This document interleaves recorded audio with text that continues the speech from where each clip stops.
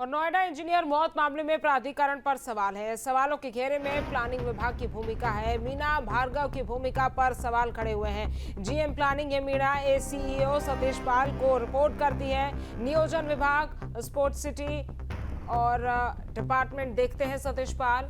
बिना नक्शा पास कराए निर्माण पर कार्रवाई नहीं हुई। प्लानिंग विभाग ने निर्माण पर कार्रवाई नहीं की। प्लॉट में पानी भरने के बाद भी एक्शन नहीं हुआ। बिल्डर से साठगांठ की आशंका लगाई जा रही है।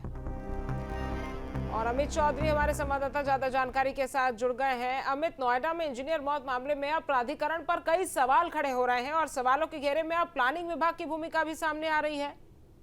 बिल्कुल, देखिए, नोएडा प्राधिकरण के प्लानिंग विभाग की बात की जाए तो जितनी ग्रुप हाउसिंग परियोजनाएं हैं, इन परियोजनाओं की देखरेख करना और नियमों के तहत काम कराने की जिम्मेदारी प्लानिंग विभाग के पास होती है। मीना भार्गव जीएम है, अहम जिम्मेदारी इनके पास है। और जो सेक्टर 150 में जिस प्लॉट के अंदर बेसमेंट खुदने के बाद पानी भरा रहा कई साल तक, तो प्लानिंग विभाग की तरफ से क्या कार्रवाई की गई उसका अभी तक कोई जवाब डिपार्टमेंट की तरफ से नहीं दिया गया है। सतीश पाल जो एचयू है, उनकी भूमिका को लेकर हमने न्यूज स्टेट पर तमाम जो चीजें हैं उनको दिखाया, किस किस डिपार्टमेंट में रहते हैं। जो भी डिपार्टमेंट दोषी इस प्रथम दृष्टया इस पूरे मामले में सामने पाए जा रहे हैं, उन सबके हेड सतीश पाल हैं। तो किसी तरीके की कार्रवाई नहीं की गई। आमतौर पर किसी भी बिल्डर के द्वारा निर्माण कार्यों में लापरवाही पाए जाने पर जुर्माना लगाने की कार्रवाई होती है। और अगर तय समय में निर्माण कार्य पूरा नहीं होता है तो आवंटन रद्द करने की भी कार्रवाई होती है। क्योंकि 128 करोड़ रुपए का बकाया भी इस बिल्डर के ऊपर था प्राधिकरण का।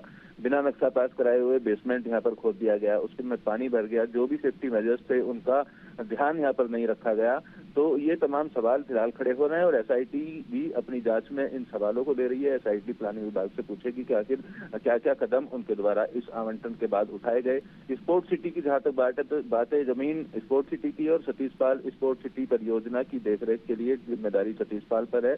और स्पोर्ट सिटी की जिम्मेदारी होने के साथ साथ प्लानिंग डिपार्टमेंट की जिम्मेदारी इनके पास है। तो दोनों डिपार्टमेंट होने के बाद भी जो उचित कदम उठाए जाने चाहिए थे, ट्रक को गड्ढे में आधा लटके जाने के बाद भी प्लानिंग डिपार्टमेंट की तरफ से, स्पोर्ट सिटी डिपार्टमेंट की तरफ से कोई कार्रवाई नहीं हुई। लिहाजा ये विभाग जो है अब संदेह के घेरे में है और इनकी कार्यशैली की जांच जो है एसआईटी कर रही है। फिलहाल माना जा रहा है कि जो जवाब एसआईटी के द्वारा इनसे मांगे गए, उन जवाब के मिलने के बाद शासन स्तर पर बड़ी कार्रवाई फिलहाल इन अधिकारियों पर होती हुई दिखाई दे रही है, जो सूत्रों के हवाले से खबर मिल रही है। और नोएडा के सेक्टर 150 में इंजीनियर की मौत मामले में जांच जारी है। एसआईटी तेजी से जांच में जुटी है। मामले में एसडीआरएफ और दमकल विभाग की भूमिका की जांच की जा रही है। वहीं इंजीनियर के रेस्क्यू ऑपरेशन में शामिल एसडीआरएफ की टीम को बुलाया गया, जिसके चलते एसडीआरएफ की टीम नोएडा प्राधिकरण के दफ्तर पहुंची, जिससे एसआईटी पूछताछ करेगी। नोएडा के सेक्टर 150 में इंजीनियर की मौत के मामले को लेकर एसआईटी हर एक उस व्यक्ति की जांच कर रही है जो इस पूरे मामले में इन्वॉल्व है। आज एसडीआरएफ की टीम को नोएडा अथॉरिटी बुलाया गया है। एसडीआरएफ की टीम से जो एसआईटी है वो पूछताछ करेगी, क्योंकि मृतक के पिता और स्थानीय लोगों के द्वारा कई तरीके के आरोप लगाए थे। रेस्क्यू ऑपरेशन को सही से ना चलाने की बात कही गई थी। तो दमकल विभाग और एसडीआरएफ की किस तरीके की भूमिका रही उसको लेकर बयान दर्ज किए जाने। जो एसडीआरएफ टीम है वो नोएडा अथॉरिटी पहुंच चुकी है। एसआईटी की टीम भी नोएडा अथॉरिटी पहुंचेगी और इस केस में शामिल तमाम लोगों के बयान लेकर शासन को रिपोर्ट सौंपी जाएगी।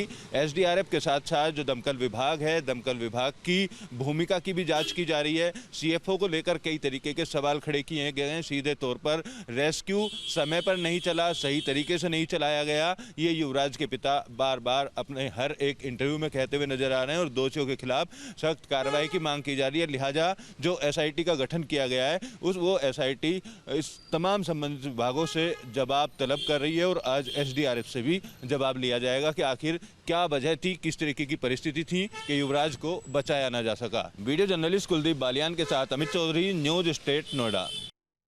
आपके मोबाइल पर तुरंत आएगी ब्रेकिंग न्यूज। स्क्रीन पर सबसे पहले दिखेगी बड़ी खबर। देश दुनिया की हर खबर एक जगह। अब आपके मोबाइल पर तुरंत फटाफट इंस्टॉल कीजिए न्यूज नेशन ऐप और रखिए खुद को अपडेट।